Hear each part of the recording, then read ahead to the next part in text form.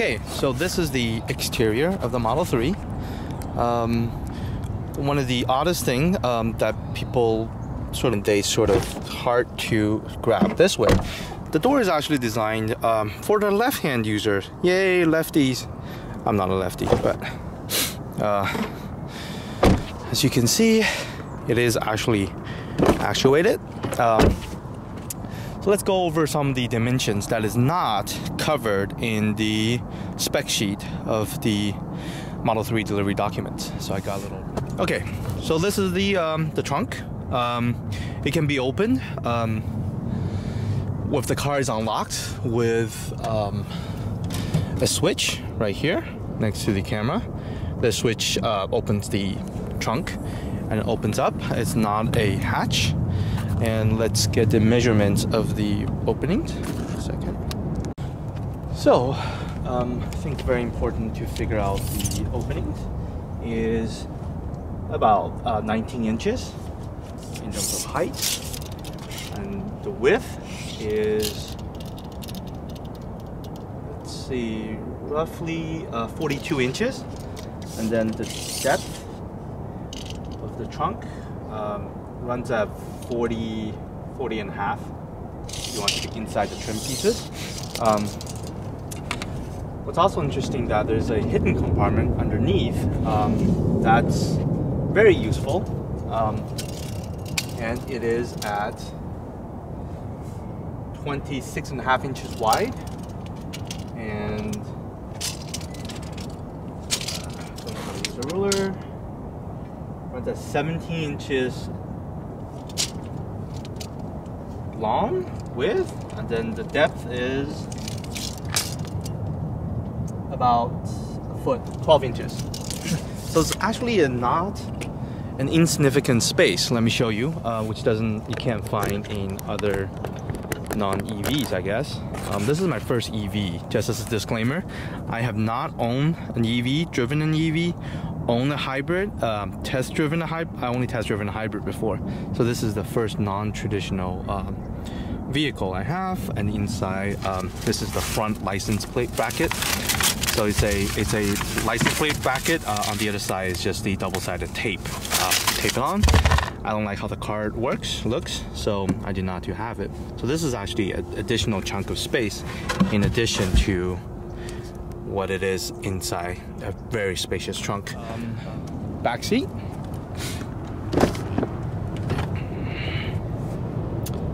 Very spacious. As you can see, comfortably have two child seats. One is a booster and the other is a full-size child seat, and that's very spacious. And that's the glass panoramic roof, as you can see. All right, let's do some measurements back here and let's see what do you guys think. So one thing of the back seat that I would like to know is how wide this opening is, because that prevents a lot of, from getting in. It's about 26 inches. So this opening, the door is 26 inches. And then this opening here runs at 36 inches. I'm 5'8", so that is the driving position that this is actually have easy entry. So this is actually capable for somebody that's 5'10" to get out easily. As you can see, the back seat to that is 27 inches to the back seat. And then the leg room, we're talking about 11. Bottom to that. So it's a very spacious back seat. You definitely will not feel cramped, and especially the roof raises from the entryway by another, let's see, 4 inches. So it's bigger on the inside than the entryway allows. And then you have two USB charging ports in the back. I have not tested those out, but I don't believe those support any power delivery or fast charging. Those are just standard 5-volt charging. So the slow variety. Another shot of the interior. As you can see, the floor is completely flat. So there's an axle going through front to back like most rear driving vehicle. And then another thing to show is how wide the cabin is. From the passenger side door to the back is about 60 I say 58 inches from the inside of the trim. So it is pretty wide interior wise. So comfortably sitting 2. 3, I think some people are gonna get squished. With 2 child seat, there is no space for a 3rd person. With these 2 seats, the center armrest in the back definitely folds down. As you can see, there's 2 more cup holders, and the rear door has a sort of bigger but very similar, deeper pocket compared to the front. As you can see, it's already getting dirty, needs to be cleaned. Center console has a pretty big space if you do decide to sit 3 adults in the back. The middle adult definitely has more leg room compared to a Chevy Volt, which is pretty awkward. So there's actually space for 2 feet. And then the rear vent, as you can see, is the old vent style, pretty stiff right here, so you can adjust. That's it. And the window, as you can see, rolls down a little bit. Let's see how much we're talking about. When it's open, it comes down about 2 inches, but as you close it, it will go up. That's pretty standard. The window at the widest point, it's about 15 inches. At the narrowest point, it's about 10 inches. It doesn't roll down all the way for the back.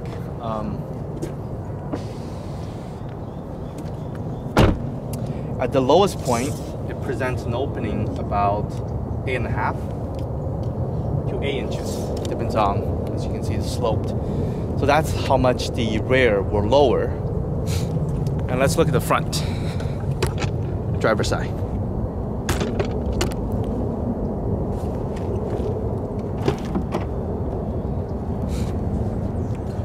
Opens significantly wider. Let's figure it out. Runs about 40.5 inches. That's the main opening. And the main entrance runs about 33 inches. Top height. And then the front back runs about 30 inches as well. That direction. So the front window, it's at the highest point, it's about 14 inches. At the lowest point is 4.5. And it is 32.5 inches wide. So that is the window. So here's the steering wheel.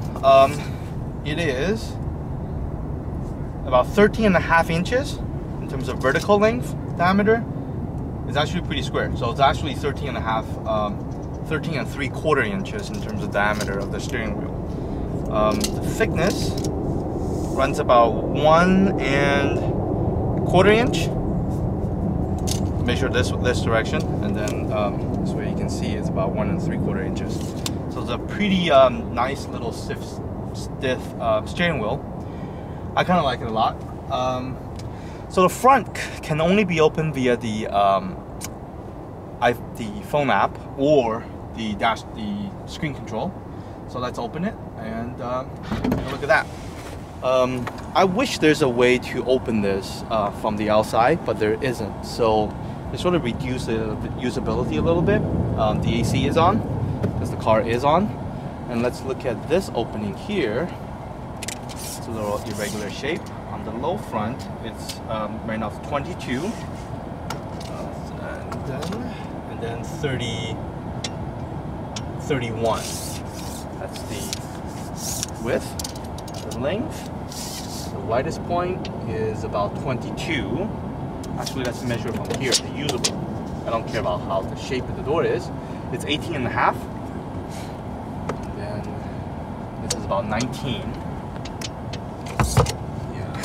19. So 18.5 at the lowest, 19 here. So it's like almost like an M shape. And the depth is 9 inches. So the joke is that you can use it as a carry-on luggage tester. If it fits here, you can fix it as an airplane carry-on. As you can see, there's no intake vents up front. There's a little bit right here on the bottom, but it's definitely way smaller than the internal combustion engine, and that's why you're getting a lot of bugs and road debris heating up. I might get some film installed. One thing that sort of odd to me is the closing of the front, because in the back you just slam down like a traditional car. The front still closes like a traditional hood. Now, traditional hood you still slam it down, so you have to basically push it down and press on it. And it's just, yeah, which gets fingerprint or dust, gets your hand dirty. It's a nice little space, but it's just the accessibility of it is not as easy because you don't get the key. You have to whip out your phone and do it. And the headlight is also a little different. Let me show you. This is the headlight. See, the deflector is actually on the bottom. It looks like it's aiming down, and then these reflectors sort of pushing it up. It's very slick to reduce the drag coefficient, and the fog light is definitely different than the Model S design. And then the let's see, of the ground clearance is indeed 5.5 inches.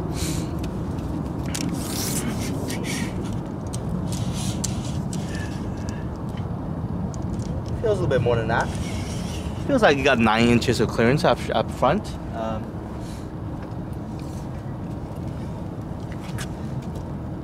And it's about 5.5 on the side. So the lowest point is indeed 5.5 inches. So it is a good looking vehicle. So I like to sit up high. One of the weird pet peeves I have is the inability to see the hood. A lot of the new Toyota cars, the hood is not visible. I don't know if it's because I'm a bad driver or whatnot. I like to see the hood to know where I am in relation to the car. I do not drive with windows down, but these sort of, I don't know what the heck they are. They look like felt or something started appearing. I don't know if they exist in the vent before. Needs a little cleaning. I will clean it. As you can see, the visibility in this car is pretty good. I set up pretty high, so if you sit a little bit lower, you actually get a pretty, I set up really high, I guess. So this is the lowest point. I'm putting the camera at my eye level right now. As you can see, the visibility of this car, it is really good. And blind spot, well, the child seat covers it, but there's a little window back there, as you can see. And then the rear visibility is pretty good. And of course, the all-glass roof. Another concern I have was with the UV protection of the roof. It is really good. I'm looking at the sun directly right now through the roof using the camera. As you can see, the contrast does not change much.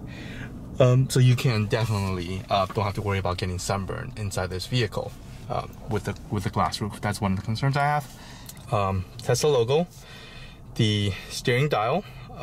It's contextual, so it depends on what screen you're on. They do different things. It does scroll up, scroll down, click left, click right, and click down. Okay, let's stop that. I click down. Right now it's in driving mode or vehicle mode, it's mainly doing media control. And this one, when you press down, is voice, but voice doesn't work. This vehicle doesn't have any, all the control is in the center screen. Oh, another thing comes with it, totally forgot, is a charging cable. As you can see right here. So it does come with USB-C and Lightning cable, one of each. Description M3, console USB cable. I know people say M3 is BMW, but they refer to it as Model 3. They gave you a little instruction on how to install the cable. And I did install USB-C for Android and Lightning for Apple. They don't discriminate, which is good. I'll do a separate measurement of the center console. But the door control, very simple. Window for the mechanical release and the push button door release right here. The driver's side door is a little stiffer than the rest. I'm not sure if that's a within manufacturing tolerance or something else. I will also do a measurement of the door pocket. Oh, so the door pocket is about 2 3/4 inches wide, 3 inches deep, It's about 12 inches long. That's just the door pocket. And the interior storage, you have 2 main compartments. You have this one, runs about 7.5 inches deep. 7.5 by... that looks like about 11 inches to me. And 7 3/4. So that's the first compartment under the phone. And then you have 2 cup holders. My previous car, which I still own, this Contigo water bottle, I think this is a 20-ounce water bottle, does not fit in it. This one fits no problem. On the armrest, as you can see, you can put a GoPro suction mount and sunglasses in here. It's also pretty spacious. This is where you find the cigarette light adapter. No USB port back here. I wish they have another one for media players. This one is odd shaped, so I cannot describe it. So 7, maybe 6 3/4 inches tall, and the width is 7 3/4, but it actually goes underneath a little bit, so it's a little, so it goes inside past the opening by about 4 inches. So it's actually pretty big. It goes underneath. Here, put this back. And this one is not a rectangular shape, so if you put in the wrong, you can see that it does not fit very well, so it only goes in one way. That's a perfect fit. There's no other openings on the armrest. Interesting about the seats is the gapping is a little different. As you can see, it's a 1 finger clearance between the passenger seat and the center console, and on this side you can see there's no clearance at all. If not anything, it's actually rubbing a little bit. The seat is power adjustable, so you can do front, back, up and down. It's a pretty interesting, and the lumbar support is also part of the memory seat. I don't know how common that is because my previous car's lumbar support is not. So your seat memory, so your memory with the user profile, in addition to remember where the rear view mirrors are, or the side view mirror and the seat, but also your lumbar support is adjusted to you.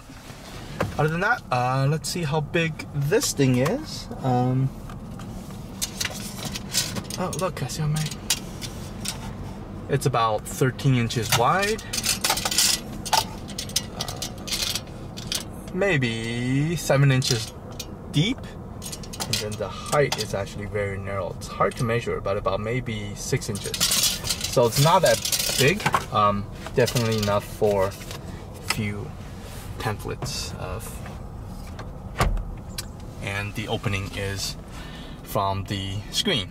So here's a little minor design flaw that I didn't notice. As you can see, you're supposed to put your phone in. Now, if you missed putting it in, see what happens. Where did the phone go? So there's a little gap between this part and the opening. So it's not fit unless you push it down. See, it doesn't, there's a little, see where my finger? Your phone can slide into this storage. When it's closed, not an issue. And also this part where the phone cover is can be pressed down, and then you have basically a 1/4 inch of height difference, and to open it you have to press in the back. So that's just the odd, you can lose your phone.